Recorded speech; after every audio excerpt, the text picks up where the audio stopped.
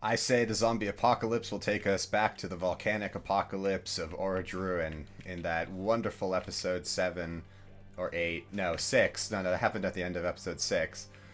That left the Southlands smothered in ash and Mordor born. Yeah, let's just walk through the events that lead up to Orodruin exploding. So it's one of my favorite, examples of these people I don't know, understand any kind of tactics. And I'm not saying I'm a tactician, nor have I studied tactics, nor have I read The Art of War. I guess I've just read enough fantasy and have a brain to know that the high ground is a good thing. A fortified position is better than a non-fortified position. And when you have a narrow causeway as the only point of attack, it's the best point of defense, and you should use it as such. So I know these things going into it, but the people who wrote these episodes, and indeed the characters who play them out, don't know these things. They prefer to abandon the high ground, abandon fortifications, and lay shitty ambushes for a diversionary force, and then get wiped out. It's pathetic and sad. And that is, I guess, pathetic and sad sort of sums out the entire season. Yeah, pathetic and sad, yeah, definitely sums it up. Because, I mean, beyond the obvious tactical flaws, and then also as like a side point, there are multiple arts of war. Just Sun Tzu kind of gets the monopoly on it, but there are a boatload of Chinese scholars that came together to create more than that one text. But my point is still valid. I haven't read any of the any of Sun Tzu's or anyone else's arts of war. I just don't get why they structured the whole show, or I mean, like, season 1, let's just stick with season 1.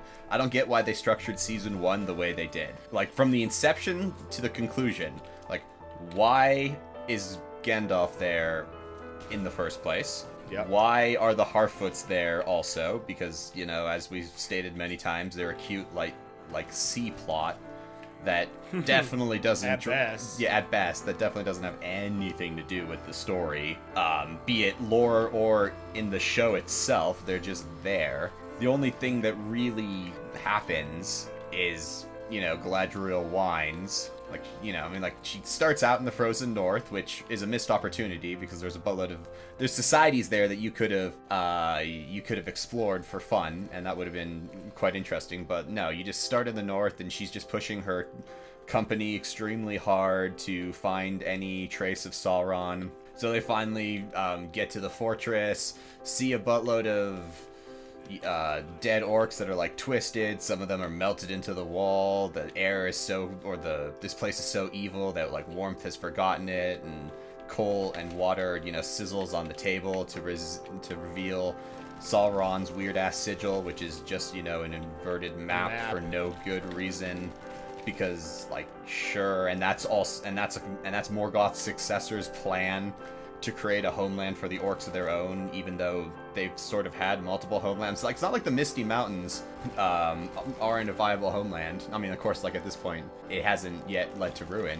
where, since Khazad-dûm is still active, but, there are plenty of places in Middle-earth that are nice and cozy homelands. That's just, the very beginning of the show. I mean, minus, you can't talk about the prologue, because the prologue that's just not real. I mean, everything about the show is obviously not real, but, what they try to do in the prologue is especially not real, because, you can't have the darkening... I mean, they have the darkening of Valinor more or less correctly when it comes to... Or at least half of it correctly. Because, Morgoth was there. Great. You got that, but you don't have... Angoli... I mean, I know they don't have the rights to it either. Which is another problem. Is if you don't have the rights to it, don't even freaking bother trying to show what you don't have the rights to, so you don't rack on a really stupid story. Because, the light of the trees dying, and then the Valar just sitting idly by... in this respect, as the elves go and avenge this wrong, even though it is more of a slight against the Valar than it is against the elves at this point. So, why would the Valar stay silent and completely chill whilst the elves do their bidding for them in this respect, with the light of the two trees getting decimated? Yeah, that's just one part of it. As I said, I could go on and on and on and on about the prologue. It's the main great question is why did you structure this show the way you did? Because there's not a plot that you can follow.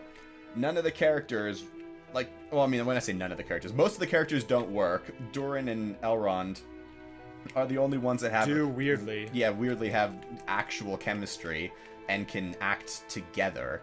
Like Elrond is like the weaker of the two. I say the actor who plays Durin is much stronger. It's kind of interesting though, because it's a far cry from his days playing a DJ and killer on Death in Paradise. I bet you didn't know that.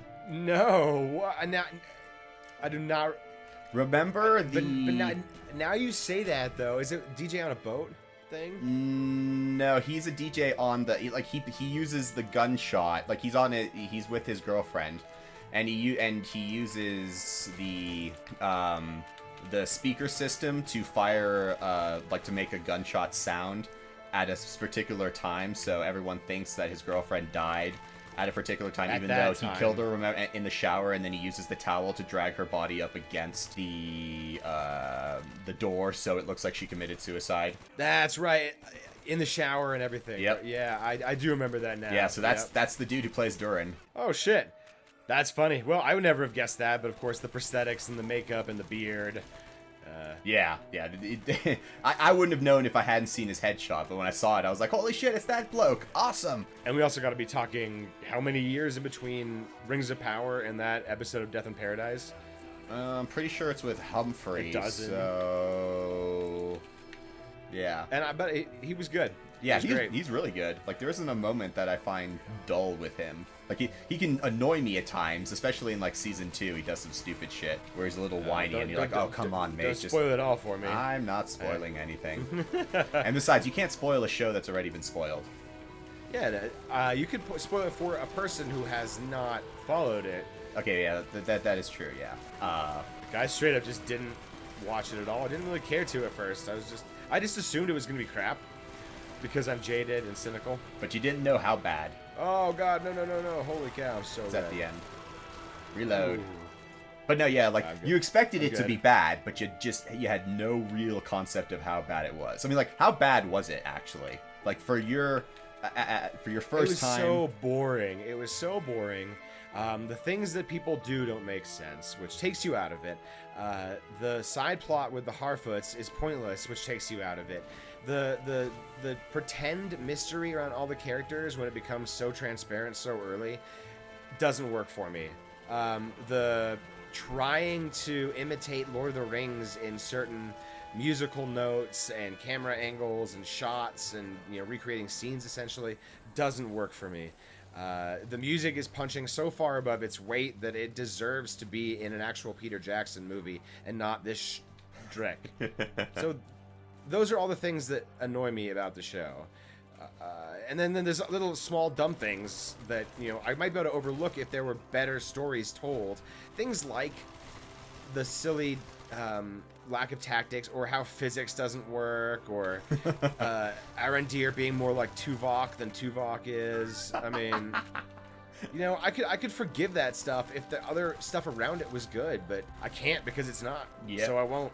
No, yeah, that sums it up perfectly in my mind. Like, yeah, it's an extremely boring show that 80% of the episodes, nothing really happens. Yeah, there are so many things to just establish where they're at. So Galadriel leaves the north, and then they decide the war is over, and she goes to Valinor, but not really. And then she dives off, and she swims for many, many leagues, thousands apparently of miles, and survives. And then randomly there's a group of survivors of something. We're not really sure what, but there's definitely an evil sea creature down there that somehow she and Halbrand are the ones that escape, and they make to Numenor. And after that, they stay in Numenor, and they bitch, and they fight, and they bitch some more with other people, and they fight some more with other people. And he does the whole, I don't feel like being a king. She's like, but you have to be a king, because suddenly she cares about the Southlands because she wants to use them because she's a manipulative bitch. And she sees him as a tool and a means to an end, not an actual person, which is why she overlooks all his obvious flaws that we as the audience see completely obviously. God damn it. And I'm like thinking too much about it. But that's all that happens. And then let's see, the Harfoots prove that they're useless and pointless. Gandalf just kind of does weird shit, but again, it has no bearing on the actual story, which is the Rings of Power, my friends. Let's not lose sight of what we're actually trying to watch. It's not Gandalf's journey through Hobo Town. It's the Rings of Power. So, yeah. And all of that to say that we go to Middle-earth, get our ass kicked by a mountain and some fucking dumb elves and a weird half-elf dude. Or dumb orcs and a half-elf dude. Mm-hmm. Yeah, and then they get their asses kicked, go home. Well, so they made it back to Numenor, and the king is dead, so there's black flags everywhere, so everyone's doubly sad. The Southlands are fucked. They're cooked, literally, by the improbable volcano that didn't kill enough people or anybody important. Anyone. Including Isildur, obviously. So why would you even obfuscate that Isildur is dead? Like, it's such a dumb thing to do when everybody who's watching this has already seen The Lord of the Rings. I mean, show me one person who has watched The Rings of Power who hasn't first seen The Lord of the Rings, The Hobbit, has possibly, or both, read the books and other accompanying lore.